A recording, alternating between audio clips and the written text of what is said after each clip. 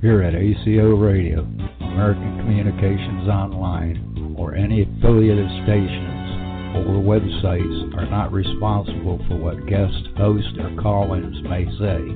All programming is intended for informational and entertainment purposes only.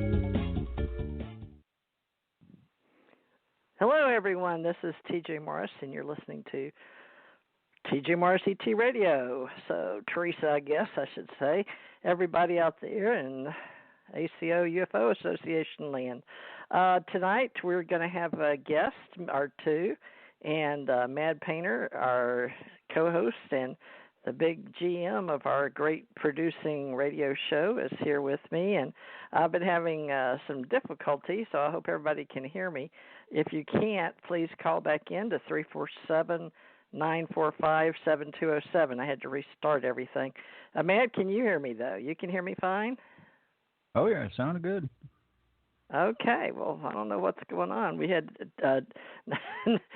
people said they got disconnected, and I said I'll call back in. So I did, and now we're live as far as I can tell. But, Matt, I'm still having trouble. Sean, are you on here? Sean Fowler, our guest for tonight? Yes, I'm right here. Good. I had you twice and Tommy twice, and good. This is Sean Fowler, our guest, and he is 32 years old, and he was born in Clearwater, Florida, and now you live in Simpson, South Carolina. And you've talked with me and Matt just for a second before, or no? You did just for a moment, but that was off radio. Is that right, Sean? Yeah, but I'd say it was pretty long time, because then Tommy came on and we all started talking. Okay. Well, I'm excited about having you tonight, because I haven't really done any real interviews with people that haven't already done a book or been a speaker or in the MUFON or something like that. Very few, unless they're in the metaphysical world. So this is sort of cool for everybody out there that's going to be listening. We've got something strange is going on, because I got connected with a girl last night, and she thought I called her, and I thought she called me, because I said, well, how long have we been friends on Facebook? And she says, tonight. I said, wait, didn't you just call me? She says, no, you called me. I was like, what? Because I said, what's up? Because I saw her bubble on my phone. So these are very confusing times. And I just looked, and I had to add her as a friend of mine on Facebook. So I don't know what's going on, folks. ET stuff is happening. So we're going to talk tonight. Mad Painter, real quickly, please give them an idea of who you are and what you do for us in our ACO UFO Association and all these associations we've got working with us. Please introduce yourself. I'm the general manager of ACO, American Communications Online, and a host in several places. I'm an artist. I'm an author. Just completely enjoy talking with people and learning new facts. Awesome. That's about Tommy, sums me up. Tommy, introduce yourself and let everybody know who you are, please. Take yourself off mute, though. Mr. Hawk's Blood in Hawaii. Not again. Are we going to have trouble this week? Okay. Well, Tommy's here, folks, and he's turned on, but he's over in Hawaii, and they've been having, like, bad weather over there, but I can't hear him. I'm going to put you back on mute, Tommy. I'll try again in a few minutes. All right. Well, at least you can hear me, and I don't know what's happening with sometimes I see two of Tommy and two of Sean and some of Mad, and sometimes. So there's something going with, like, two kind of networks coming in. This one down here comes best on Mediacom and AT&T. Mad, are you in the AT&T land over there on your income or on I'm on Skype? Mediacom. Me too. Okay. Well, they're using their contract. Yeah, and I'm getting a poor connection. Okay. I'm going to hang up and call you right back. I'm getting a poor connection. Okay. So he'll be calling right back in. So let's try Tommy one more time, Sean. We're going to get going here in a minute. Sean, All right, Tommy, can you hear me now? Oh, now you're on and he's off. Okay, I'm I on can and hear he's you. off? Okay. Now you go. Okay, so you talk. Go ahead, Tommy. All right. Introduce yourself. Greetings, Tommy Hawksblood here, calling from the big island of Hawaii. Getting prepared for 2 major storms that are supposed to hit us in the next couple of days. One's getting washed down to something else, but the other one's still a big hurricane. So we'll see what happens over the next 3 days, if Hawaii gets hit hard or not. But greetings, everybody. I just want to say hi. I'm doing good today. We have rain coming in already, but we'll see what happens in the next 2 days. And Tommy's been with us 7 years, as has a mad painter, with the ACO Association since June 3rd, 2012, with TJMRCT Radio. Well, and we're trying to get Kimberly O'Connor on, but Sean, we're going to get back to our guest. Now, Sean, we really appreciate you being here, and the three of us have been working together for at least 7 years, and we don't know how many past lives before that. But where would you like to start, being that you're the youngest, all right? And we sort of teased it a little bit, remember, a couple of weeks ago, telling them about your starting with sound, and we didn't get any farther than that. You teased us a little bit with getting over into New Jersey or Camp Hero, Wanacue or something. But so you grew up in Florida. How'd you wind up there in New York? Let's go back. No. You went to school in Clearwater? I was born in Florida, and the woman who I was given to was not my birth mother. And we had moved to New York when I was 1 year old. Okay. And there was a lot of stuff that took place. I could tell that my father did not like the situation at all. I was very, very abused as a child, sexually, mentally, emotionally, psychologically, you name it, it was going on. I remember, having, being brought, I had, went to preschool and kindergarten. I started at a school on an air base out on the eastern end of Long Island by the name of Gabreski Air Force Base in West Hampton Beach, Long Island, New York.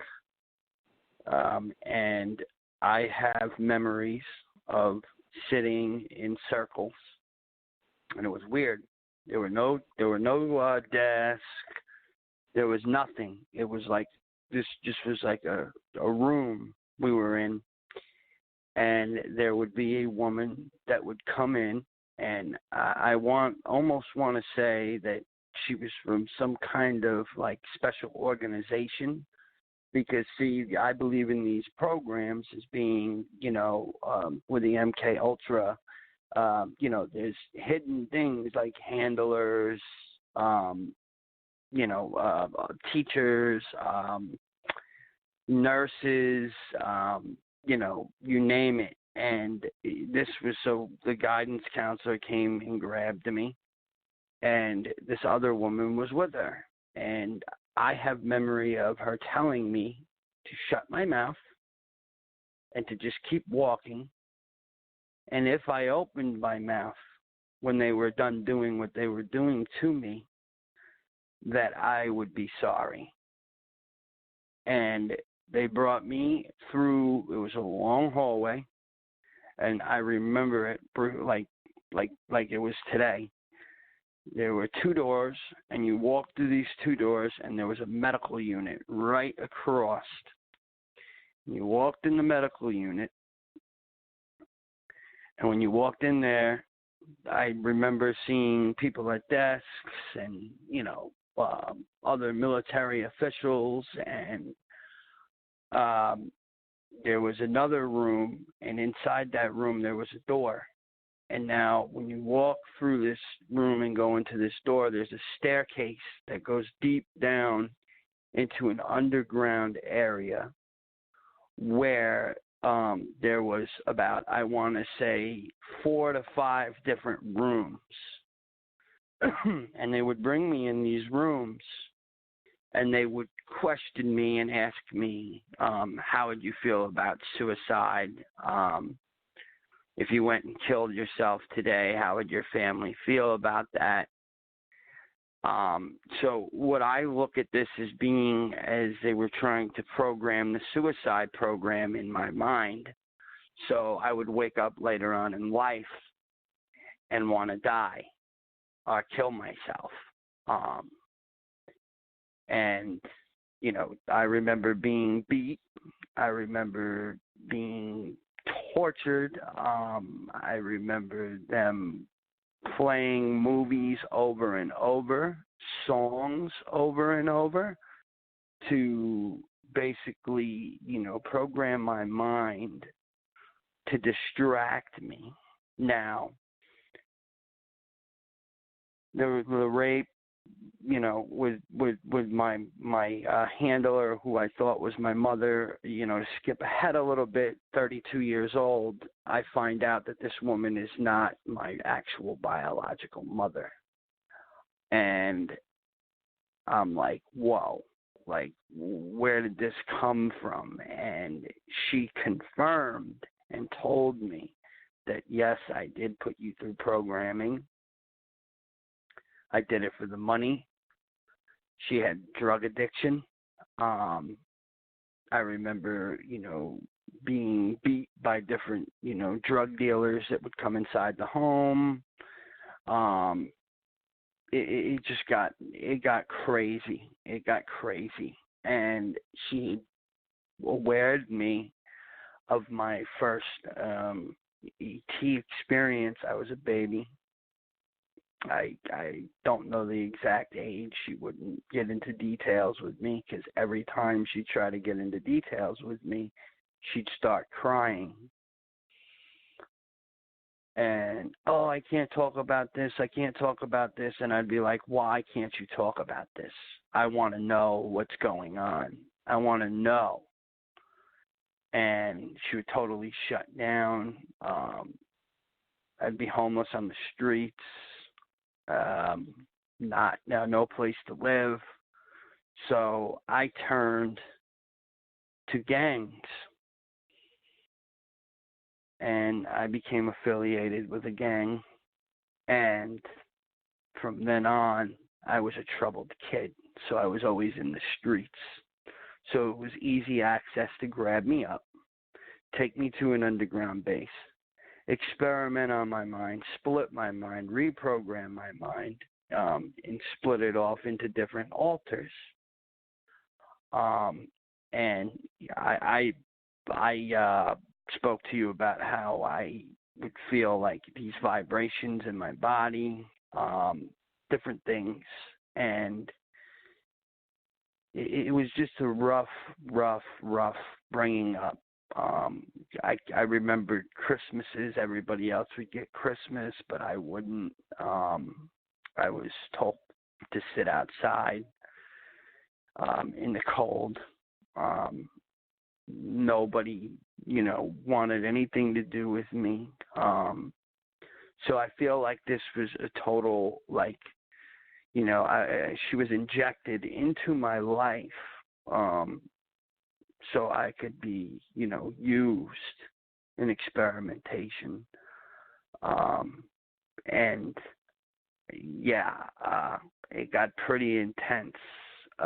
Back in 2014 is where I got really a downhill slope for me.